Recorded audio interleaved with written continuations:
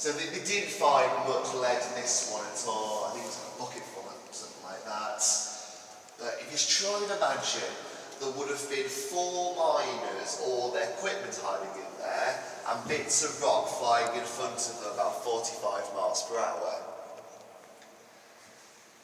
Really cosy for them, as you can tell. What they were using to blast the holes? It was all gunpowder they were actually using down here. This one, the first mines in Britain blasted out. So one of these holes here, it filled gunpowder, a bit of red clay, then actually I think it was a fuse just from there.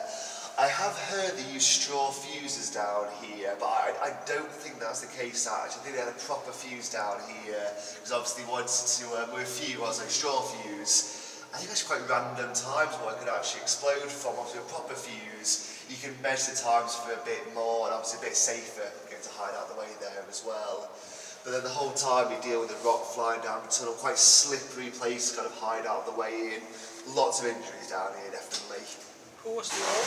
The owner was Ralph Overton was the owner here back then, to his company, Ralph Overton and Partners. The lead mines though, a lot of the lead mines in the area were owned by the Duke of Devonshire, the gentleman there at Chatsworth House, so we believe he had a lot to do with the lead mining down this one here, definitely. And sorry, I'm going to show you very quickly here. So on your left hand side here, a place where they found a bit more lead, and us this made a much nicer place to hide out of the way, just from that last one there, you to tell. Much easier to get 4 miles into that one there. When did they end up finish lead mining? It was 1844 the mining finished down here. What's a bit odd about that one there is the tours. They actually started about 1841. The tours of mining overlapped for a few years down here. I believe by that point though, all the mining was done down natural tunnels. They wouldn't go the way of each of the tours of mining there, definitely. There's actually one thing it literally was just tour, yeah, it's opened up the tour structure right after that as well. It did close down for a little bit, but there's some really actually pictures of the original tours down here. Like, we'd not all fit on the original boats down here.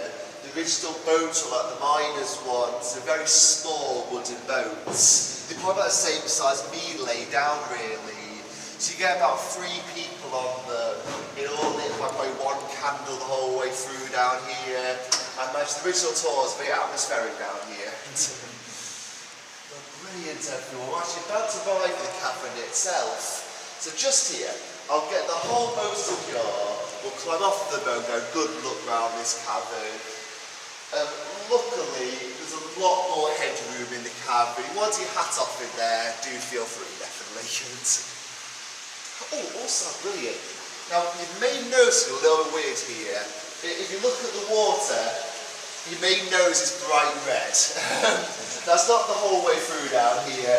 We actually threw a dye into our bottomless pit quite recently, and we pumped the water up from the bottomless pits.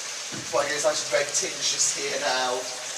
Oh yeah, we throw dyes in the water just to see where certain holes go out from really. Yeah. Right.